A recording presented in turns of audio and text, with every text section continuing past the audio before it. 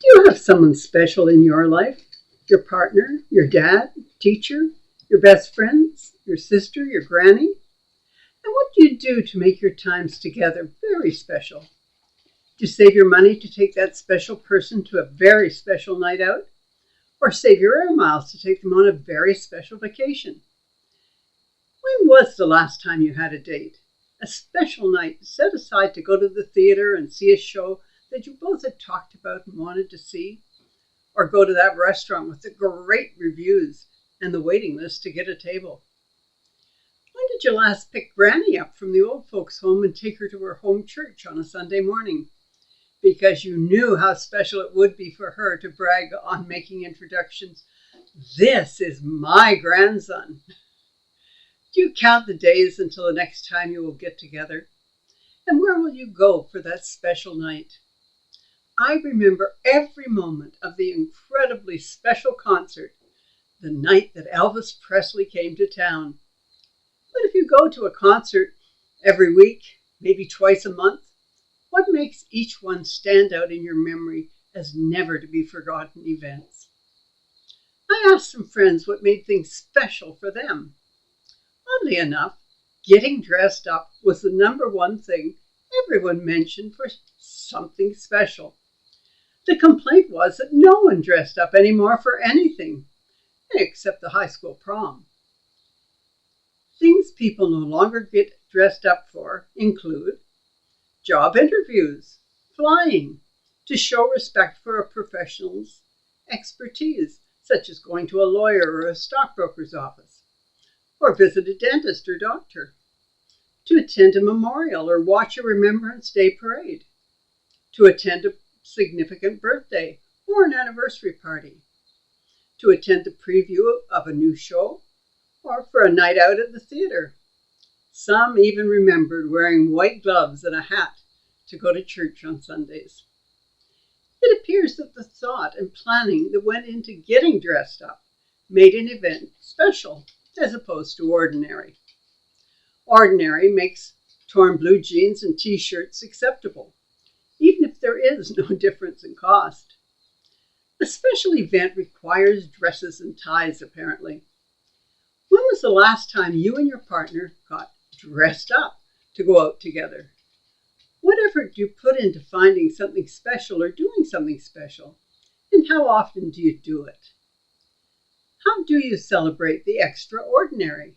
Do you plan an evening of dining at a fancy restaurant with candles and tablecloths? Or attend a play at the Royal Alex Theatre, followed up by drinks and a post-theatre snack to review all that was seen? Or is attending a wedding or a funeral the only event special enough to get you into pantyhose or a suit and tie? Do you have the dream of exploring overseas, skiing in the Swiss Alps, riding the canals of Venice, or exploring the mysteries of ancient Persia? Do you plan the tour, whether to go by train, boat, foot, or plane? Then decide whether hostels or hotels will be in your budget? And then the hard work begins, saving every penny and working overtime to create that gift of a lifetime to yourself, rather than a red line on your credit card statement to pay down for years to come. It's so special. Has your child won any sports competition? Or did everyone get a participation ribbon? Do report cards give a percentage mark, indicate standing in class or expected grade standards, an ABC or failure, or has the F been replaced with could do better and the A with exceeds grade expectations, with no ranking?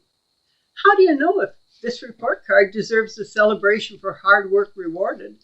Or did everyone get the same marks and the comment, delight to have your child in my class? Nothing seems to rank as special anymore. Indeed, if anything, it's frowned upon to excel to the detriment of others, particularly if you point it out. If participation is equally rewarded to hard training and exhausting one's resources to win, why bother? If anything, you're regarded as a bit of a show-off or having some compulsive disorder. Making something special takes effort. That is what makes it special. Whether studying for the spelling bee and Dad quizzing you over the dinner table, or shooting at the empty net hour after hour is what it takes. It's all about effort. And the rewards that come from winning or making the team or getting in shape, all that is just reward in itself. It takes thought and preparation. The special date on the ferry over to the dance on the island. What skirt will float in the breezes? What colors will best emphasize your tan? Is the heart-shaped locket too much of a hint?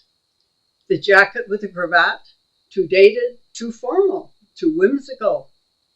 Would a wrist corsage say, "Thank you for sharing this special time with me," or would that be over the top? Are wrist corsages only for proms? Or you can just grab the jeans you wore yesterday, a clean t-shirt and a sweater for when it gets cold in the evening, and be done with it. But which evening will you remember? Which evening says, "Thank you for caring, for sharing a special time with me"? Making days and nights, events and people special is up to each of us. But to be special, it must be set apart. It must be thought about. Effort has to go into your part in making the mundane special. Preparing a fancy dinner at home for someone at a fraction of the cost of taking them out to a restaurant can be the ultimate in special, if you add the special touches. What do they really like to eat? Are they a tea or coffee drinker? A drink before dinner? Some wine with it? How about candles and flowers? Favorite music playing? The place cleaned up and the couch pillows fluffed? All the little things that collectively make someone feel oh so special.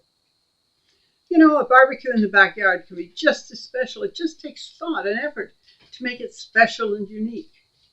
Little things make a lot of difference.